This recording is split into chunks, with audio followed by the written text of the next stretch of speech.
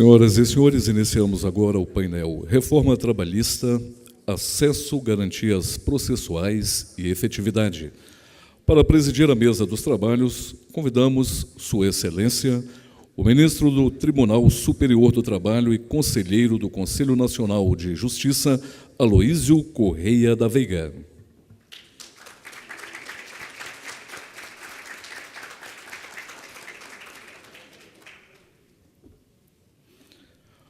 Como painelistas, convidamos o professor da PUC Minas e da UFMG, senhor Diego Nunes.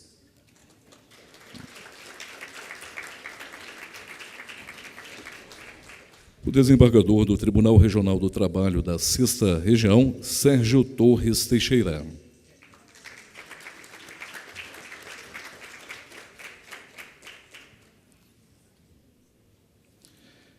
Inicialmente, ouviremos o presidente desta mesa, Sua Excelência, ministro Aloísio Correia da Veiga.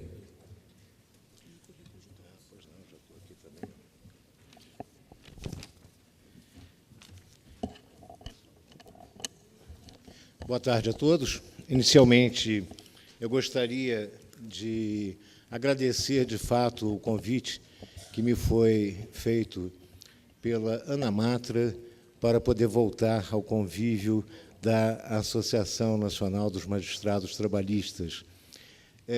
Há uma coisa que o tempo ele é impressionantemente rápido, né?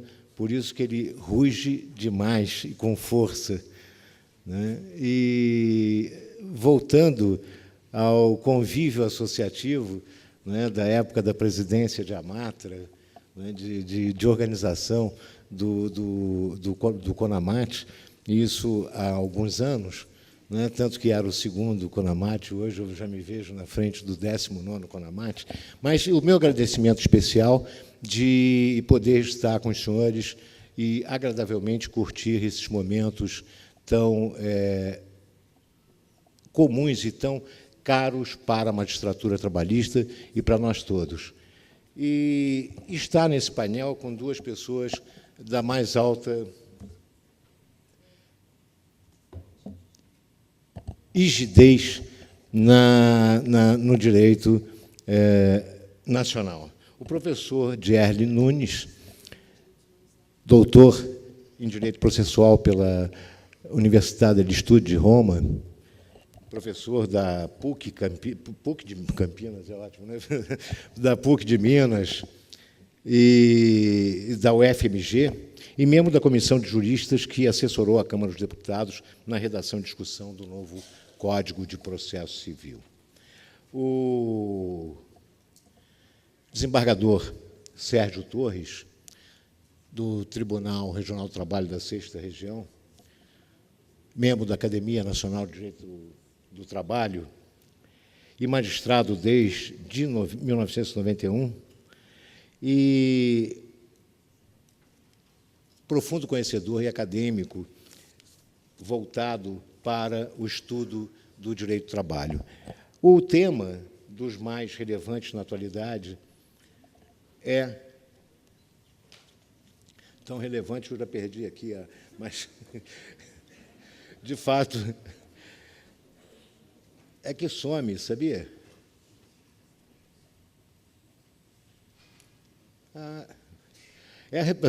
É o acesso, garantias processuais e efetividade. Nesse cenário da nossa reforma trabalhista, e essa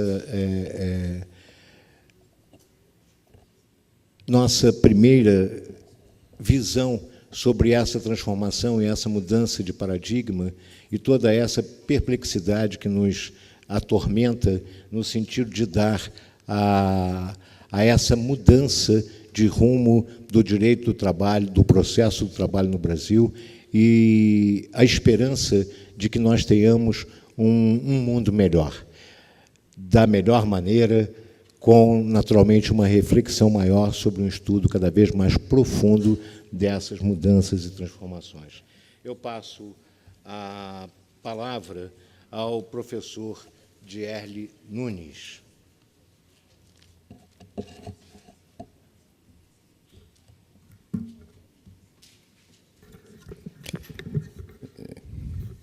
boa tarde para todas e para todos. Queria saudar o ministro Aloísio, meu amigo Sérgio Torres, saudar ao auditório e falar da grande honra de poder estar aqui no CONAMAT para tematizar alguns aspectos em torno do acesso à justiça e em que medida que esse acesso à justiça ele precisa ser pensado em face dessa tendência de amplas reformas legislativas que o sistema trabalhista vem vivenciando nos últimos anos. Mas, para tanto, e antes de chegar propriamente a alguns pontos da reforma, eu preciso, na verdade, contextualizar, em alguma medida, a necessidade de que nós precisamos de tentar repensar algo que já deveria ter sido feito, mas que, em momentos de crise como o atual, se tornam imperativos no que tange à própria consecução de como essa reforma vai ser implementada. Porque a reforma processual, todas elas, tanto a realizada no campo civil quanto a realizada no campo trabalhista, ela sempre deve partir de algumas premissas muito emblemáticas do próprio papel que a jurisdição e o processo eles devem assumir nesses contextos. Porque, a partir do segundo pós-guerra, nós deveríamos ter vivenciado uma releitura na completude do papel e da função que a jurisdição deveria passar a ser tematizada, por uma razão muito singela. Ordinariamente, nós pensamos a jurisdição a partir de uma noção ainda que remonta a um perfil liberal de processo, a partir das teorias keovendianas, das teorias carnelutianas, da teoria de Alório, mas que vivenciava um tipo de conflito, notadamente de cariz bipolar, e que envolvia prioritariamente questões de natureza patrimonial e no qual havia ainda a ausência completa de uma preocupação em torno da utilização do sistema jurisdicional e do processo para a implementação dos direitos fundamentais. Percebam que, no campo trabalhista, só a partir da Constituição de Querétaro de 1917, a adoção da OIT, a própria consagração dos direitos fundamentais, que começa a se amoldar a própria preocupação de utilização do sistema de justiça como mecanismo de controle e mecanismo, em alguma medida, compensador do papel que a jurisdição deve ser implementada. E, no segundo pós-guerra, especialmente depois da derrocada da própria percepção de um Estado altamente interventor, de um Estado altamente totalitário, começa a haver uma preocupação de um novo papel que a jurisdição deveria assumir, um papel de cariz eminentemente contramajoritário e exatamente de garante da implementação de direitos fundamentais. O que aconteceu numa série de países, basta se lembrar que, a partir do segundo pós-guerra, começa a se tematizar todo o papel de implementação de direitos fundamentais pela via processual. No entanto, isso não promoveu uma reestruturação da própria teoria da jurisdição e do próprio modo como o acesso à justiça passou a ser implementado. O que nós vivenciamos, por exemplo, na década de 60 e na década de 70, através do movimento pelo acesso à justiça, notadamente a partir do Access to Justice Project, encabeçado pelo professor Mauro Capelletti, foi uma revisitação do acesso à justiça tão somente no sentido de se pensar, do ponto de vista dogmático, o próprio modo como eu ingresso no sistema e saio do sistema, mas sem se tematizar de um modo mais completo o papel que a jurisdição deveria implementar a partir desse momento. E quando nós chegamos na década de 80, década de 90 para nós brasileiros, nós sofremos um avanço brutal com a implementação da Constituição de 88, mas isso foi implementado conjuntamente com a assunção de um paradigma econômico muito problemático, que é o paradigma neoliberal. E nós tivemos e temos uma Constituição que fala que nós vivenciamos um Estado democrático de direito, temos uma Constituição que garante uma série de direitos fundamentais para todos nós, mas, ao lado disso, o que vai se implementar é uma tentativa de estruturação do Estado a partir de um paradigma gerencial e neoliberal. Ou seja, nós temos um quadro, em alguma medida, bipolar do sistema jurídico brasileiro. Porque, se de um lado nós temos uma Constituição que busca a implementação efetiva de direitos e que atribui ao judiciário um papel de garante desses direitos fundamentais, de outro modo, nós temos, a partir do Consenso de Washington de 1990, a implementação paulatina de reformas no sistema, tanto do Estado, de profissionalização de algumas categorias e de sucateamento de outras, que deveriam ser, para e passo, convoladas ou delegadas para agências reguladoras. E, de um outro, nós temos uma percepção ou uma busca cada vez mais emblemática de um quadro ou de implementação de uma palavra que se tornou um mantra do neoliberalismo, que é a eficiência. E, a partir dos ditames da eficiência, o neoliberalismo vai se engendrando em todas as estruturas de poder, e isso vai fazendo com que, paulatinamente, o direito, ao invés de cumprir uma função contra-hegemônica, ele passe a ser utilizado como mecanismo de legitimação dessas correntes econômicas, desse poderio econômico que vai se engendrando. E, como qualquer paradigma, o neoliberal ele vai nos fazendo crer que essas concepções de eficiência devem gerar alterações normativas, ampliação de características negociais, convencionais, que vão, em alguma medida, ampliar a autonomia privada e vão ampliar a possibilidade de negociação de um modo amplo, dentro do perfil de que o Estado ele deve ser paulatinamente demonizado, e os seus servidores e os seus agentes vão sendo demonizados em prol de uma privatização cada vez mais constante dos serviços que nos são prestados. Que é o que, por exemplo, nós vivenciamos na atualidade, não só no campo trabalhista, mas, por exemplo, no campo da saúde. Há todo um discurso contra o Sistema Único de Saúde em prol de uma privatização que vai, claramente, favorecer grandes grupos econômicos que lidam com esse mercado e que vão, claramente, nos fazer crer que essa reestruturação do Estado e esse esvaziamento do Estado ele é importante em prol da persecução de algum grau de ampliação da autonomia. Só que a autonomia privada só é passível de ser implementada, efetivamente, se eu garanto às pessoas possibilidades negociais legítimas. E, quando esse discurso ele começa a ingressar no campo da justiça do trabalho, nós temos um problema muito sério. Por quê? Se nós analisarmos a jurisprudência dos tribunais na justiça do trabalho, nós percebemos que, por exemplo, a figura do TST até 2005 foi uma figura que auxiliou, em grande medida, não para a consolidação do modelo proposto no artigo 7º da Constituição, mas sim para chancelar grandes interesses econômicos. E, a partir de 2005, quando o Judiciário, e a partir desse momento, o Tribunal Superior do Trabalho ele começa a assumir um papel mais garantístico, isso começa a gerar um grande incômodo exatamente para essas estruturas de poder neoliberal que vão se amoldando e que vão se engendrando em todas as estruturas. E, quando isso começa a gerar um grau de incômodo tamanho, essas estruturas elas buscam exatamente promover o quê? Reformas estruturais. E o movimento da reforma legislativa brasileira, ela está claramente dentro desse movimento. Um movimento que, paulatinamente, vai buscar ampliar um quadro de cooptação do direito por premissas de índole neoliberal. E percebam que isso está abarcando todos os campos do direito. Há uma tendência pelo convencionalismo, pela utilização de cláusulas negociais em todos os campos. Inclusive, no campo do processo civil, há uma tendência muito clara pelo estudo das convenções processuais.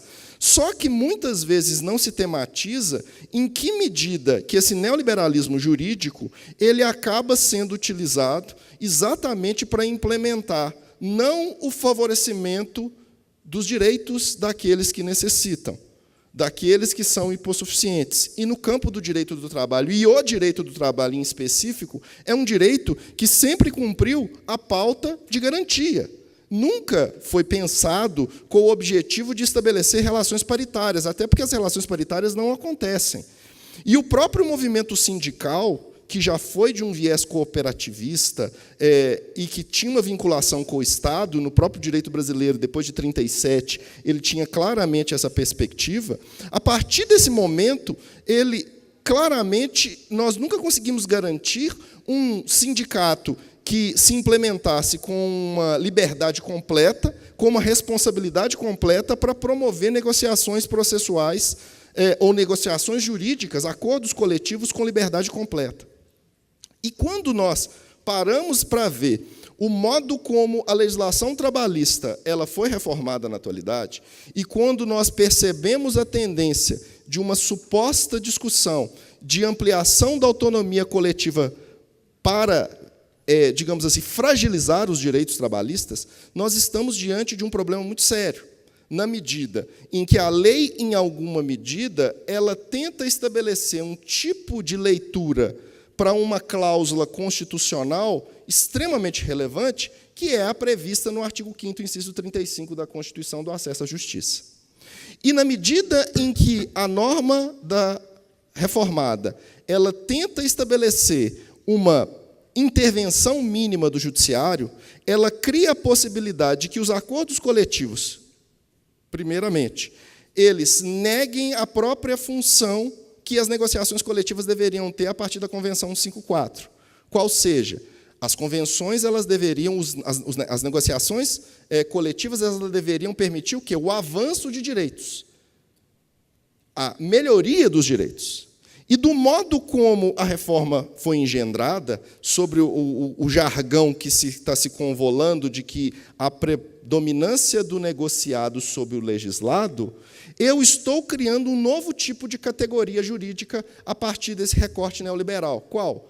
Um tipo de negócio jurídico que não é passível, não é sindicável pelo judiciário. E percebam que essa categoria jurídica não existe no Brasil a partir da própria análise constitucional e da análise convencional a partir da Convenção 154. Especialmente nesses casos, eu estou diante de situações nas quais é imperativa a possibilidade de que eu possa rever, até porque não existe autonomia privada intangível. Não existe a possibilidade de uma negociação que promova uma piora dos direitos trabalhistas que não possa ser submetida a um controle judicial. E aqui nós temos o primeiro grande problema. Qual? Na medida em que alguns dispositivos, como o 611 e o 611-A, eles estabelecem algumas limitações e algumas possibilidades de negociação coletiva que não poderiam ser sindicáveis, não poderiam ser controladas pelo judiciário, eu estou diante de uma clara situação de inconstitucionalidade e de inconvencionalidade. Ou seja, eu estou diante de uma situação na qual, através de um controle de constitucionalidade concentrado, qualquer magistrado ele pode, com base nessas duas cláusulas constitucionais, permitir-se a análise e a revisão daquelas normas que vão contra as garantias mínimas da dignidade da pessoa humana e da implementação de direitos por parte ou em favor dos trabalhadores. Porque a função da negociação coletiva, me parece um tanto quanto estranho, essa afirmação, esse mantra que está sendo estabelecido de que o negociado predomina sobre o legislado, em especial pelo fato de que nós estamos diante de um tipo de negócio jurídico que é construído exatamente para favorecer a situação do trabalhador, e não o contrário. Só que, a depender da opção que o judiciário brasileiro assuma, eu poderei ter um papel de um judiciário dentro de uma função contra-hegemônica, contra-majoritária, porque contra o grande poderio econômico, a depender do modo como ele implementará a leitura dessas normas trazidas pela reforma, ou ele vai adotar o perfil costumeiro do direito até o segundo pós-guerra. Qual seja, o direito até o segundo pós-guerra, ele servia principalmente para legitimar a barbárie. O direito ele só foi ganhar algum potencial transformador, libertário, no segundo pós-guerra. Até esse momento, o direito falava, por exemplo, durante muito tempo, que a escravidão era possível. O direito na Alemanha nazista permitia a retirada de direitos de uma classe grande de pessoas. O direito servia para legitimar a barbárie. E o que nós temos nesse momento é uma escolha. Se o direito continuar, nesse momento, sendo cooptado pelos imperativos da reforma estrutural de perfil eficientístico, de perfil neoliberal, o direito e os seus agentes, nós todos, poderão ser utilizados com o objetivo muito claro de perpetuar ou de perpetrar claramente o esvaziamento do papel garantístico de que o direito do trabalho foi concebido, foi pensado e é estruturado no dia a dia forense por todos nós.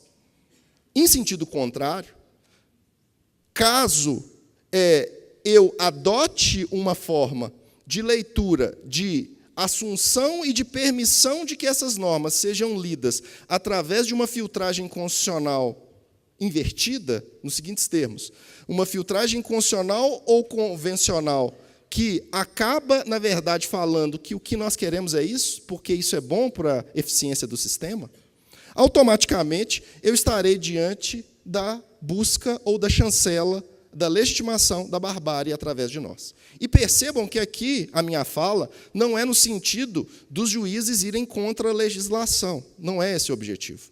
A minha fala aqui é no sentido de perceber que a legislação ela precisa ser pautada e filtrada a partir dos próprios pressupostos constitucionais e convencionais que o Brasil é signatário.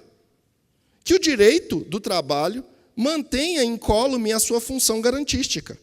Porque nós não estamos em relações entre iguais.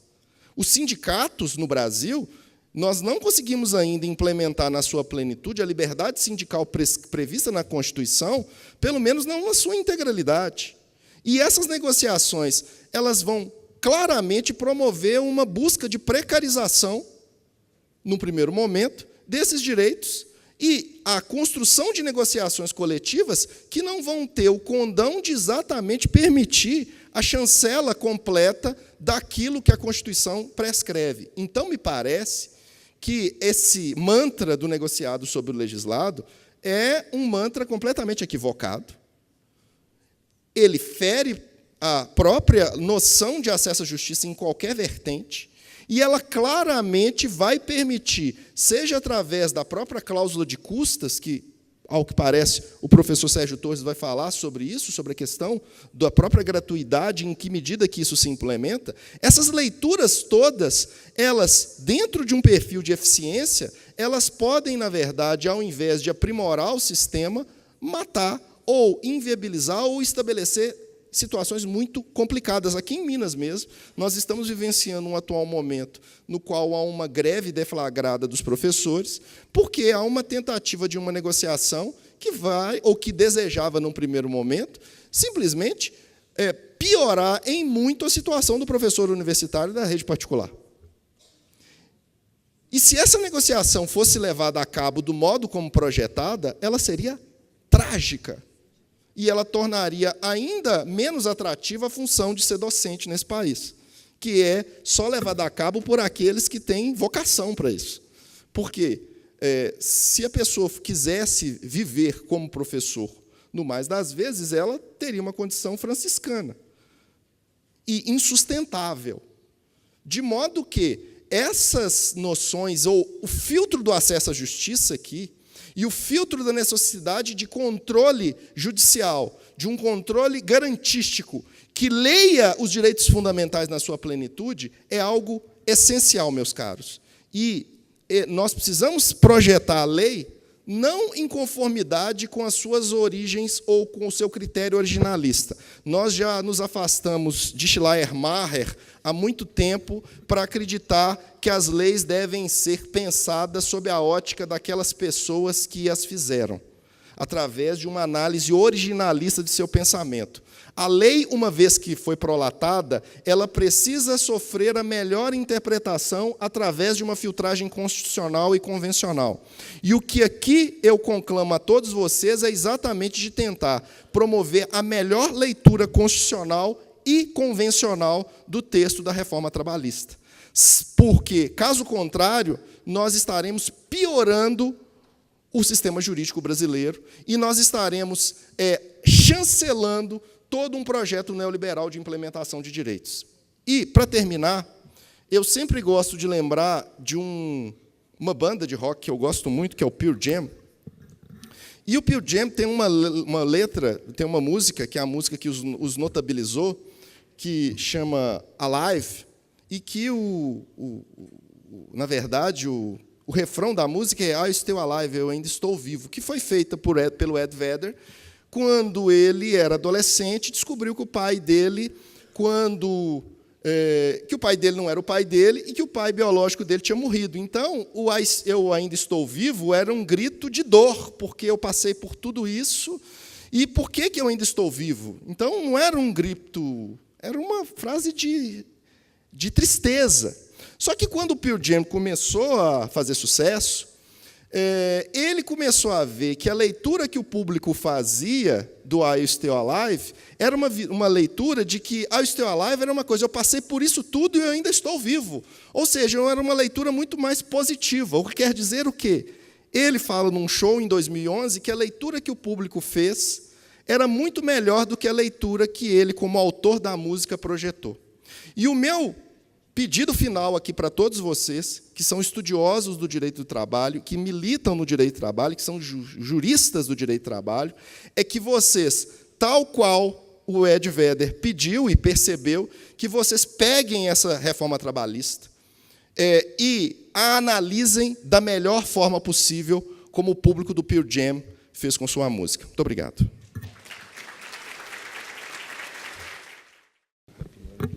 Excelentíssimo senhor ministro Aloísio, meu querido amigo Dierle, senhoras e senhores, boa tarde.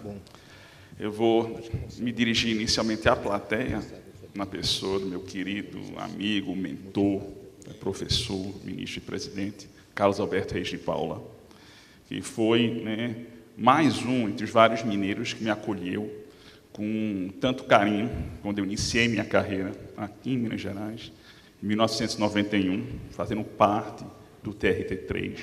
Esse é o TRT da minha origem, junto com o ministro Carlos Alberto, pessoas como Antônio Alves da Silva e minha querida Alice Monteiro.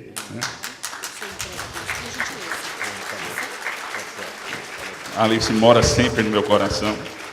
Vocês foram muito importantes para a minha formação, muito importantes. E eu comprovo isso. Aí está o ato de nomeação minha, em 1991. Podem olhar para a data, outubro de 1991. E agora eu dirijo a minha querida colega Adriana, colega de concurso. Adriana, eu achei uma foto minha em 1991, quando eu comecei minha carreira aqui no TRT3. Podem ver aí. Foi a foto mais bela que eu achei quando eu iniciei aqui. E eu devo muito ao TRT3 nessa minha formação. Imagine que eu aprendi a ser magistrado aqui. Imagine as barbaridades que eu cometi nessa aprendizagem aqui em Minas, longe de Pernambuco, antes de retornar, depois de 6 meses. Então, eu me sinto devedor e eu vou procurar, então, pagar esse débito hoje. Mas vamos lá, falar sobre essa temática tão interessante, especificamente acesso à justiça, e ver se a minha visão coincide com a dos senhores e as senhoras, se está aparecendo essa foto um pouco à esquerda ou essa foto à direita. E, ministro, eu vou pedir para poder andar um pouquinho aqui, porque eu não consigo ficar parado quando eu for fazer a exposição. Eu vejo que a câmera está focando, porque hoje é um dia interessante. Provavelmente vamos ver o início do julgamento dessa ADIM aí, a 5.766, que vai tratar dessa temática de hoje. Eu soube pela Janaína, não sei, que tem um link direto daqui desse auditório com Brasília. Então, veja a importância do que nós vamos discutir. E, dentro dessa temática, vamos começar a visualizar o nosso problema. O que é que nós vamos ter que fazer em pouco mais de 20 minutos? Eu terei que examinar, primeiro, acesso à justiça, dimensionar esse instituto para os senhores, depois discutir gratuidade da justiça e despesas processuais, para, se tivermos tempo, eu examinar a questão envolvendo a eficácia temporal das normas processuais, tratando de gratuidade da justiça e de despesas processuais no âmbito do processo de trabalho. É essa aventura que eu vou procurar realizar. E assumindo o risco de parecer realmente velho, antigo, old school, considerando, né, que meu querido amigo Guilherme ontem citou, né, uma banda da minha adolescência, o Rush, e meu querido amigo Dierle acabou de citar o Pearl Jam. Eu vou citar Shakespeare, né, para começar e para encerrar o meu debate, né. Esse texto extraído, né, de uma cena do Mercador de Veneza, quando a Pórcia está, né, encobertada, passando-se por Baltazar, o seu primo, e discutindo com Shylock sobre justiça. Aí ela olha para ele e menciona: "Though justice be thy plea, consider this, but in the courts of justice, none of us will see salvation." Apesar de justiça ser o seu pleito, considere isso. No curso da justiça, nenhum de nós vai encontrar a salvação. Eu retornarei a esta parte da peça no final da exposição. Vamos lá, acesso à justiça e depois gratuidade, especificamente acesso à justiça. O que é que significa? Veja, nós vamos examinar, passaria 2, 3 dias aqui discutindo com os senhores. Mas vamos concentrar e examinar acesso à justiça sob 3 dimensões básicas.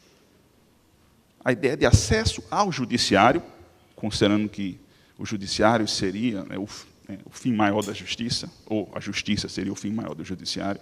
Acesso à jurisdição, no sentido de acesso à proteção estatal, à tutela jurisdicional, e acesso à justiça naquela visão capeletiana de acesso a um ordenamento jurídico justo, inserção dentro de uma comunidade de respeito aos seus direitos, nos quais os seus direitos serão respeitados não apenas porque são previstos abstratamente no ordenamento jurídico, mas porque esta comunidade, esse Estado, proporciona a cada cidadão as ferramentas para fazer valer os seus direitos, caso eles não sejam respeitados espontaneamente.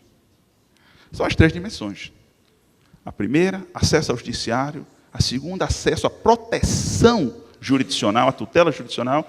E essa última, terceira dimensão, na visão capeletiana. A que vai nos preocupar aqui é primordialmente ligada à primeira dimensão, a ideia de acesso ao judiciário, o que inclui necessariamente análise de preocupações como dificuldades que o cidadão poderia ter para ingressar com ação judicial, começando pela existência de órgãos jurisdicionais, pela existência de órgãos próximos a ele, pela acessibilidade física, material a esse órgão jurisdicional. Se ele for utilizar o PJE, acessibilidade telemática, né? Um Wi-Fi potente. E a inexistência de obstáculos externos a essa instituição, mas que buscam dissuadi-lo, persuadi-lo a desistir, a não ingressar em juízo. É essa modalidade, essa dimensão de acesso à justiça que nós vamos discutir aqui. E nós vamos encontrar, talvez, o mais importante elemento inicial na discussão sobre essa dimensão de acesso à justiça, num diploma que o DR conhece muito bem e que normalmente é apontado, apesar de eu pessoalmente discordar, como o nascimento do ideal de devido processo legal, que é a Carta Magna de 1215, na Inglaterra, do rei João Sem Terra. Esse dispositivo é apontado como o primeiro no qual se discute, né, o devido processo legal. Poucos estudam o item subsequente, que trata exatamente de acesso à justiça, nas suas 3 dimensões. Quando o King James promete que não haverá venda, nem o impedimento, nem o atraso de qualquer direito ou da justiça. Esse item 40 é, sim, o ideal de acesso à justiça em todas as suas dimensões. E se nós tivéssemos mais tempo, eu até discutiria alguns outros itens dessa Carta Magna que falam sobre justiça itinerante e ainda sobre como o King James, o rei João Sem Terra, previu que no Brasil nós teríamos toda essa litigiosidade e em outro item previu que se não desse tempo numa situação de normalidade, ele mandaria permanecer nos condados os seus juízes até o tempo necessário para administrar adequadamente a justiça. Se nós formos examinar a Constituição americana, não vamos encontrar nenhum dispositivo expressamente tratando de acesso à justiça. Mas esse dispositivo, no artigo 3º, na seção 2, ao menos fala do poder judicial e que ele seria acessível a todo e qualquer caso submetido ao judiciário, envolvendo a interpretação da Constituição, das leis ou dos tratados já celebrados ou a serem celebrados pelos Estados Unidos, quando ainda era formada apenas por 13 colônias. Nós vamos sair para a Declaração Universal dos Direitos dos Homens, dos direitos humanos, nós vamos encontrar 2 dispositivos tratando de acesso à justiça, tanto o artigo 8º como o artigo 10, estabelecendo o acesso à justiça como parte integrante daquele patamar de mínimo existencial, envolvendo os direitos do homem, os direitos da mulher, os direitos humanos, envolvendo a ideia de que primeiro temos que ter direito a ter direitos, e temos que ter o direito de levar qualquer questionamento envolvendo os nossos direitos a um tribunal para apreciação. Nós temos o direito de defender os nossos direitos. E aí você pode perguntar, e na nossa Constituição? E no Brasil? Examine as primeiras 4 Constituições, nada expressamente sobre acesso à justiça. Mas se você examinar a Constituição de 1946, ela estabelece o primeiro pilar, o primeiro passo. E esse texto aí, do artigo 141, parágrafo 4º, estabelecendo que a lei não poderá excluir da apreciação do Poder Judiciário a lesão a direito individual, ele serviu de base para as Constituições subsequentes. A de 67, o mesmo texto.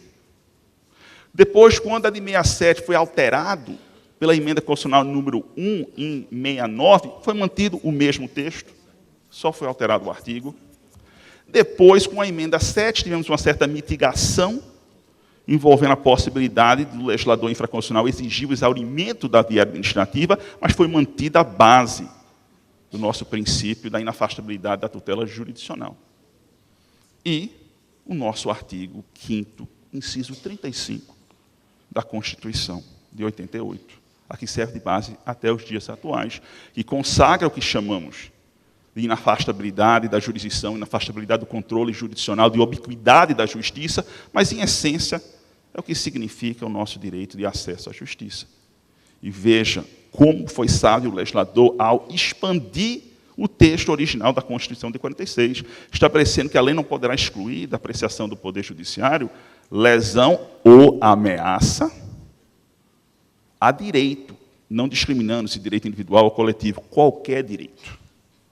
Lesão ou ameaça, aí para entrar na análise da tutela inibitória, tutela preventiva, e a qualquer direito. E esta base de acesso à justiça agora na nossa ordem constitucional. Se nós formos examinar questões pertinentes à justiça gratuita, nós vamos encontrar vários dispositivos na Constituição e no plano infraconstitucional que tratam também dessa temática. Uma temática vinculada a acesso à justiça nessa primeira dimensão. Se nós formos examinar o livro Acesso à Justiça, de Capelletti e de Gorth, eles vinculam essa ideia ao que eles chamam de primeira onda renovatória de acesso à justiça, a ideia de que o cidadão, especialmente os necessitados, tem direito a uma assistência judiciária, jurídica, integral e gratuita. Nós fomos examinar, a Constituição, então, consagra em 3 incisos diferentes do artigo 5º, como direitos fundamentais, elementos envolvendo a gratuidade da justiça. O direito de petição, no inciso 34.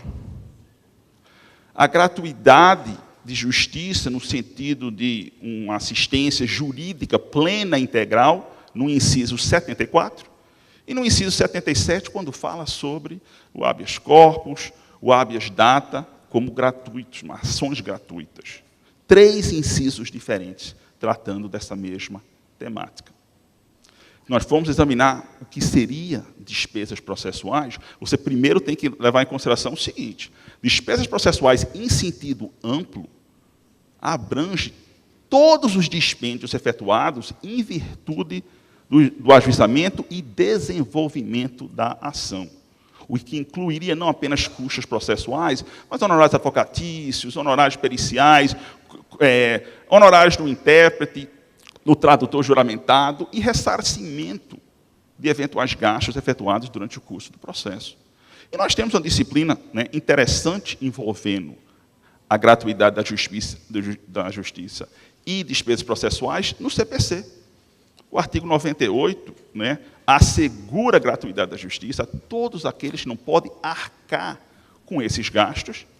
E o seu parágrafo 1º discrimina o que estaria incluído dentro da ideia de acesso à justiça, para que os parágrafos subsequentes estipularem, disciplinarem que a gratuidade da justiça não significa isenção. Haverá responsabilidade, sim, mesmo do beneficiário da justiça gratuita, mas haverá suspensão, né, uma condição de suspensão da exigibilidade do pagamento enquanto durar a sua situação de hipossuficiência, de miserabilidade, de incapacidade econômica de pagar.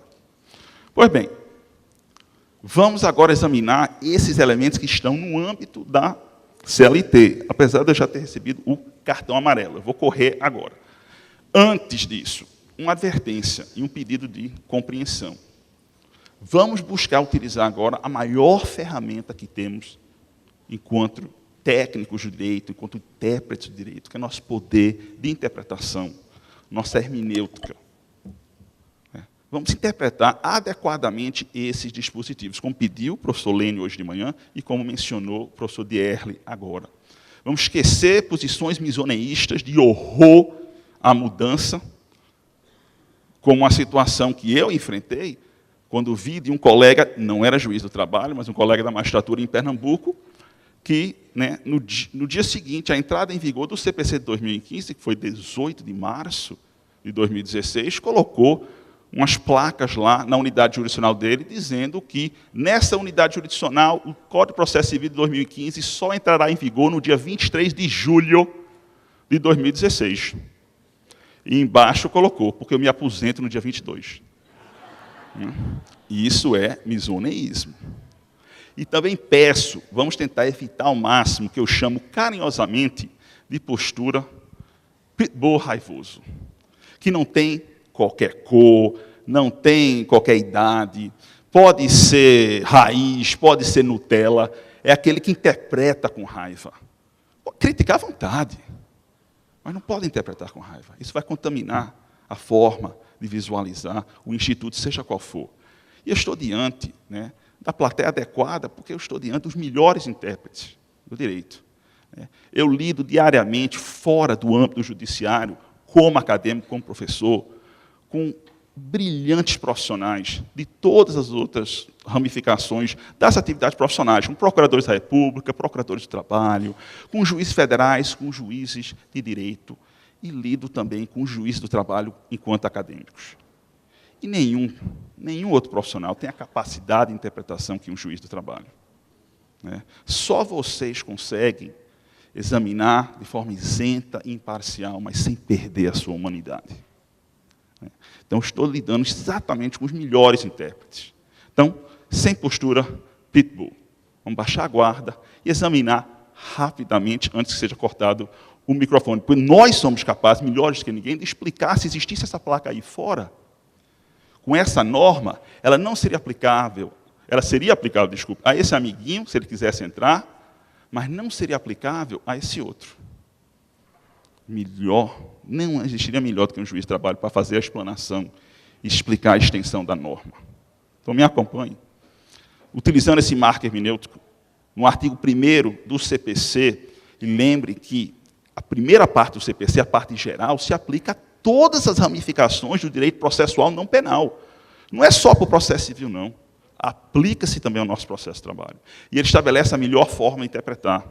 Interpretar conforme a Constituição, de acordo com os valores, de acordo com as normas fundamentais. Como o Supremo já fez, quando julgou 2 ADIs envolvendo o artigo 625-D da CLT, aquela questão da submissão prévia às comissões de conciliação prévia, e decidiu que era uma mera faculdade. Porque esta é a forma de interpretar o dispositivo infraconstitucional para que ele guarde sintonia com a Constituição. E é isso que nós temos que fazer. Interpretar conforme a Constituição, né, conforme esses valores previstos na Constituição, destacando-se aí o valor social do trabalho, a dignidade da pessoa humana, conforme estabelecido pelo artigo 8º, que é nosso dever maior. Temos que resguardar e promover a dignidade da pessoa humana em todo julgamento. E também essas normas fundamentais, dentre as quais eu destaco exatamente essa da inafastabilidade, da gratuidade da justiça e da tutela efetiva do inciso 78 do artigo 5º. Nós temos que nos guiar na interpretação com base nesses parâmetros. Mas toda vez que eu discuto a interpretação de qualquer dispositivo, eu me sinto como se eu estivesse vendo realmente uma luta, uma briga, uma disputa entre um e outro lado. Vamos baixar a guarda, especialmente para aqueles que assumem a postura pitbull de interpretar. Né? Com calma, né? Conseguimos interpretar adequadamente. Aí vamos voltar rapidamente para aquela DIN, que vai discutir esses 3 itens. Né?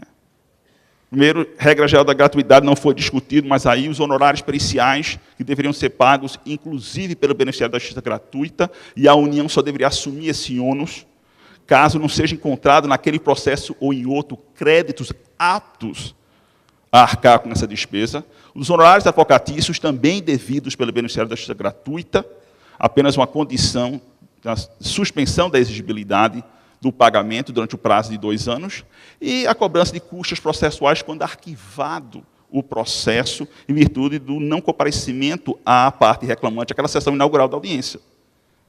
E um dispositivo que não foi colocado na peça vestibular, mas eu pensei que teria sido colocado, foi o parágrafo 3º do artigo 844, que estabelece como condição para a proposta de uma nova ação o recolhimento das custas daquela anterior, que foi objeto de condenação em face do beneficiário da justiça gratuita ou qualquer outro, né, que tenha sido sucumbente. Os principais argumentos, numa petição inicial bem redigida, é interessante se você tiver tempo para ler, são esses aí. Né? Inviabiliza o acesso ao judiciário pelo trabalhador, né? Impõe, né, o pagamento por meio de crédito de natureza salarial, afetam o conteúdo mínimo da existência dos direitos fundamentais, violam, né, a isonomia em relação ao litigante do processo comum, viola os princípios da proporcionalidade e da proibição de excesso, e também, na própria petição inicial, explicitando que houve abuso do legislador e desvio de finalidade com relação a toda a reforma. Esses são os principais argumentos. Semelhantes em termos ao julgamento que ocorreu no Reino Unido, ano passado, quando a Suprema Corte do Reino Unido entendeu como ilegítima a cobrança prévia de custas processuais em ações trabalhistas, já que estava afetando, tanto na ótica do direito local como no direito europeu, o acesso à justiça do trabalhador, né, na Inglaterra e demais países integrantes do Reino. Mas esses 3 dispositivos serão ou não declarados inconstitucionais. Eu vou dar uma dica, antes de definir qual é a minha aposta. Né? Vejam esse precedente. Vejam precedente no sentido amplo. Vejam o julgamento do Supremo de um agravo regimental nesse processo de recurso extraordinário 284.729, e veja as palavras dos vários ministros, destacando-se as palavras do ministro Luiz Roberto Barroso, que é o relator desse processo. Quando se discute aí a receptividade ou não de um artigo, o artigo 12, se não me engano, né, de uma lei de 1950, em relação à nossa Constituição, tratando de gratuidade da justiça. E o que ele trata como gratuidade da justiça, como ele menciona que a gratuidade da justiça não assegura isenção, mantém a responsabilidade da parte sucumbente, mesmo que beneficiário da justiça gratuita, mas impede a oneração, a imposição do pagamento, enquanto ele mantiver aquele estado de incapacidade econômica. E o ministro, inclusive, menciona que não há sentido de assegurar acesso à justiça se você estipular esse freio, esse elemento de amedrontador para o cidadão evitar ingressar em juízos por causa do risco em ser sucumbente. Vejam esse precedente. E aí colocam suas fichas e sua aposta. Eu já vou dizer a minha. No meu entender, é uma aposta. Né? Não haverá declaração de inconstitucionalidade. Não acredito que o Supremo vai declarar inconstitucional qualquer um daqueles 3 dispositivos. Mas estou bastante convicto que haverá sim, se vocês quiserem apostar, uma declaração de interpretação conforme a Constituição. Não vão ser declarados inconstitucionais, mas o Supremo vai definir como devem ser interpretados para ter harmonia com a Constituição, ou como não podem ser interpretados, no meu tempo esgotado, para que haja sintonia com a Constituição. E isso vai incluir, na minha visão, a interpretação de enquanto permanecer o estado de incapacidade econômica, o beneficiário da justiça gratuita não poderá ser cobrado. E mesmo que ele venha a vencer naquela causa ou em outra causa e receber determinados créditos, desses créditos não poderá ser subtraído o valor que ele deve se os créditos forem, de fato, de natureza alimentar. Se forem créditos salariais ou equiparados a tal. Se ele ganhar por outro motivo, numa outra ação na área civil, ou numa ação trabalhista, uma indenização por danos morais, aí eu até acho que pode ser subtraído. Mas não de créditos tradicionalmente, puramente trabalhistas, em virtude de sua natureza alimentar. Essa é a minha aposta, com base no que o próprio legislador nos estabelece. E para encerrar, já que meu tempo já esgotou, finalizando com Shakespeare, como falei antes, veja essa última frase falada por Portia a Shylock, novamente se fazendo passar por Baltazar. For as thou urgest justice to be assured, thou shalt have justice more than thou desire. Para que você que urge ter justiça, seja assegurado, você terá justiça, mais justiça do que você possa desejar. Obrigado.